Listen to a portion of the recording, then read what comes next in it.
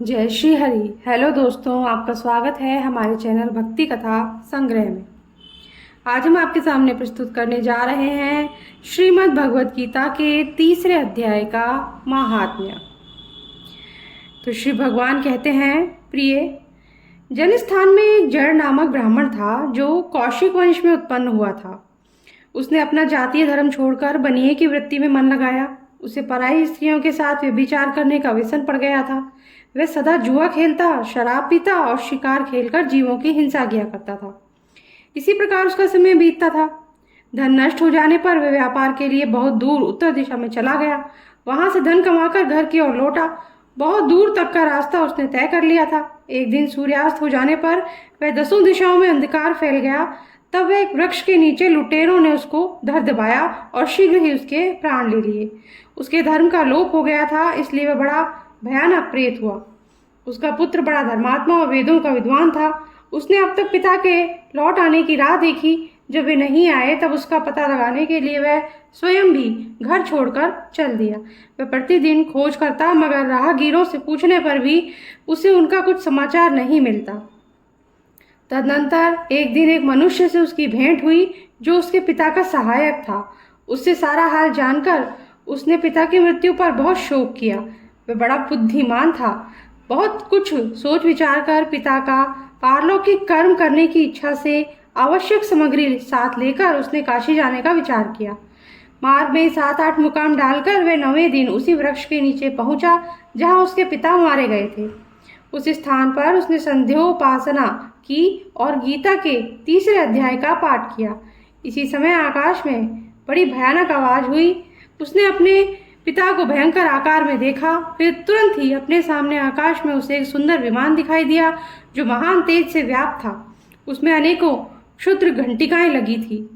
उसके तेज से समस्त दिशाएं आलोकित हो रही थी। यह दृश्य देखकर उसके चित्त की व्याग्रता दूर हो गई। उसने विमान पर अपने पिता को दिव्य रूप धारण किए विराजमान देखा। उसके शरीर पर पीतांबर शोभा पा रहा था और मुनिजन उसकी स्तुति कर रहे थे। उन्हें देखते ही पुत्र ने प्रणाम किया। तब पिता ने भी उसे आशीर्वाद दिया। तत्पश्चात उसने पिता से सारा वृत्तांत पूछा। उसके उत्तर में पिता ने सब बातें बताकर इस प्रकार कहना आरंभ किया, बेटा, दैववश मेरे निकट गीता के तृतीय अध्याय का पाठ करके तुमने इस शरीर के द्वारा किए हुए दुस्त्यज कर्म बंधन से मुझे छुड़ा दिया है। अब घर लौट जाओ, क्योंकि जिसके लिए तुम काशी जा रहे थे वह प्रयोजन इस समय तृतीय अध्याय के पाठ से ही सिद्ध हो गया है। पिता के यों कहने पर पुत्र ने पूछा, तात, मेरे हित का उपदेश दीजिए तथा और कोई कार्य हो तो मेरे लिए करने योग्य बताइए। तब पिता ने उससे कहा, अनग, तुम्हें यही कार्य फिर करना है। मैंने जो कर्म किया है वही मेरे भाई ने भी किया था। इससे वे घोर नरक में पड़े हैं। उनका भी तुम्हें उद्धार करना हो चाहिए और मेरे कुल के और भी जितने लोग नरक में पड़े हैं उन सबका भी तुम्हारे द्वारा उद्धार हो जाना चाहिए। यही मेरा मनोरथ है। बेटा, जिस साधन के द्वारा तुमने मुझे संकट से छुड़ाया है उसी का अनुष्ठान औरों के लिए भी करना उचित है। उसका अनुष्ठान करके उससे होने वाला पुण्य उन नार के जीवों को संकल्प करके दे दो। इससे वे समस्त पूर्वज मेरी ही तरह यातना से मुक्त हो स्वल्प काल में ही श्री विष्णु के परम पद को प्राप्त हो जाएंगे। पिता का यह संदेश सुनकर पुत्र ने कहा, तात, यदि ऐसी बात है तो आपकी भी ऐसी ही रुचि है तो मैं समस्त नार के जीवों को नरक से उद्धार कर दूंगा। यह सुनकर उसके पिता बोले, बेटा, एवमस्तु, तुम्हारा कल्याण हो। मेरा अत्यंत प्रिय कार्य संपन्न हो गया। इस प्रकार पुत्र को आश्वासन देकर उसके पिता भगवान विष्णु के परम धाम को चले गए। तत्पश्चात वह भी लौटकर जन स्थान में आया और परम सुंदर भगवान श्री कृष्ण के मंदिर में उनके समक्ष बैठकर पिता के आदेशानुसार गीता के तीसरे अध्याय का पाठ करने लगा। उसने नार के जीवों का उद्धार करने की इच्छा से गीता पाठ जनित सारा पुण्य संकल्प करके दे दिया। इसी बीच में भगवान विष्णु के दूत यातना भोगने वाले नार के जीवों को छुड़ाने के लिए यमराज के पास गए। यमराज ने नाना प्रकार के सत्कारों से उनका पूजन किया और कुशल पूछी। वे बोले, धर्मराज, हम लोगों के लिए सब और आनंद ही आनंद है। इस प्रकार सत्कार करके पितृलोक के सम्राट परम बुद्धिमान यम ने विष्णु दूतों से यमलोक में आने का कारण पूछा। तब विष्णु दूतों ने कहा, यमराज, शेष शैया पर शयन करने वाले भगवान विष्णु ने हम लोगों को आपके पास कुछ संदेश देने के लिए भेजा है। भगवान हम लोगों के मुख से आपके कुशल पूछते हैं और ये आज्ञा देते हैं कि आप नरक में पड़े हुए समस्त प्राणियों को छोड़ दें। अमित तेजस्वी भगवान विष्णु का ये आदेश सुनकर यम ने मस्तक झुकाकर उसे स्वीकार किया और मन ही मन कुछ सोचा।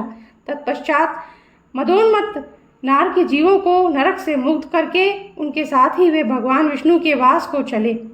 यमराज श्रेष्ठ विमान के द्वारा जहाँ क्षीर सागर है वहाँ पहुँचे। उसके भीतर कोटि कोटि सूर्यों के समान कांतिमान नील कमल दल के समान श्याम सुंदर लोकनाथ जगत गुरु श्री हरि का उन्होंने दर्शन किया। भगवान का तेज उनकी शैया बने हुए शेषनाग के फणों की मणियों के प्रकाश से दुगना हो रहा था। वे आनंद युक्त दिखाई दे रहे थे। उनका हृदय प्रसन्नता से परिपूर्ण था। भगवती लक्ष्मी अपनी सरल चितवन से प्रेम पूर्वक उन्हें बार बार निहार रही थी। चारों ओर योगी जन भगवान की सेवा में खड़े थे। उन योगियों की आंखों के तारे ध्यानस्थ होने के कारण निश्चल प्रतीत होते थे। देवराज इंद्र अपने विरोधियों को परास्त करने के उद्देश्य से भगवान की स्तुति कर रहे थे।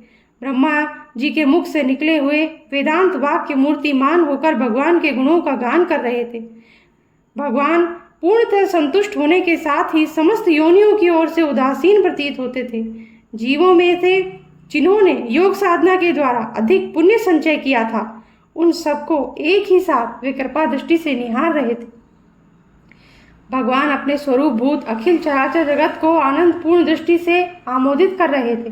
शेषनाग की प्रभा से उद्भासित एवं सर्वत्र व्यापक दिव्य विग्रह धारण किए नीलकमल के सदृश श्याम वर्ण वाले श्री हरि ऐसे जान पड़ते थे मानो चांदनी से घिरा हुआ आकाश सुशोभित हो रहा हो। इस प्रकार भगवान की झांकी करके यमराज अपनी विशाल बुद्धि के द्वारा उनकी स्तुति करने लगे। यमराज बोले, संपूर्ण जगत का निर्माण करने वाले परमेश्वर, आपका अंतःकरण अत्यंत निर्मल है। आपके मुख से ही वेदों का प्रादुर्भाव हुआ है। आप ही विश्व स्वरूप और इसके विधायक ब्रह्मा है। आपको नमस्कार है। आपके बल और वेग के कारण जो अत्यंत दुर्धर्ष प्रतीत होते हैं, ऐसे ज्ञानवेंद्रों का अभिमान चूर्ण करने वाले भगवान विष्णु को नमस्कार है। पालन के समय सत्वमय शरीर धारण करने वाले विश्व के आधारभूत सर्वव्यापी श्री हरि को नमस्कार है। समस्त देहधारियों की पातक राशि को दूर करने वाले परमात्मा को प्रणाम है। जिनके ललाटवर्ती नेत्र के तनिक सा खुलने पर भी आग की लपटें निकलने लगती हैं, उन रुद्र रूपधारी आप परमेश्वर को नमस्कार है। आप संपूर्ण विश्व के गुरु, आत्मा और महेश्वर हैं। अतः समस्त वैष्णव जनों को संकट से मुक्त करके उन पर अनुग्रह करते हैं। आप माया से विस्तार को प्राप्त हुए अखिल विश्व में व्याप्त होकर भी कभी माया अथवा उससे उत्पन्न होने वाले गुणों से मोहित नहीं होते। माया तथा माया जनित गुणों के बीच में स्थित होने पर भी आप पर उनमें से किसी का प्रभाव नहीं पड़ता। आपकी महिमा का अंत नहीं है, क्योंकि आप असीम हैं। फिर आप वाणी के विषय कैसे हो सकते हैं? अतः मेरा मौन रहना ही उचित है। इस प्रकार स्तुति करके यमराज ने हाथ जोड़कर कहा, जगत गुरु, आपके आदेश से इन जीवों को गुण रहित होने पर भी मैंने छोड़ दिया है। अब मेरे योग्य और जो कार्य हो उसे बताइए। उनके यूं कहने पर भगवान मधुसूदन मेघ के समान गंभीर वाणी द्वारा मानो अमृत रस से सींचते हुए बोले, धर्मराज, तुम सबके प्रति समान भाव रखते हुए लोगों का पाप से उद्धार कर रहे हो। तुम पर देहधारियों का भार रखकर मैं निश्चिंत हूँ। अतः तुम अपना काम करो और अपने लोक को जाओ। यूँ कहकर भगवान अंतर ध्यान हो गए। यमराज भी अपनी पुरी को लौट आए। तब वे ब्राह्मण अपनी जाति के और समस्त नारकी जीवों का नरक से उद्धार करके स्वयं भी श्रेष्ठ विमान द्वारा श्री विष्णु धाम को चला गया। इसी के साथ आज का वीडियो हम समाप्त करते हैं। अगर आपको पसंद आया हो तो लाइक कर दीजिएगा और हमसे कोई त्रुटि हो गई हो तो माफ़ कीजिएगा।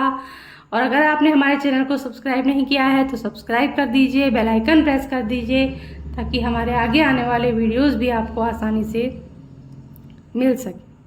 Thank you. जय श्री हरि।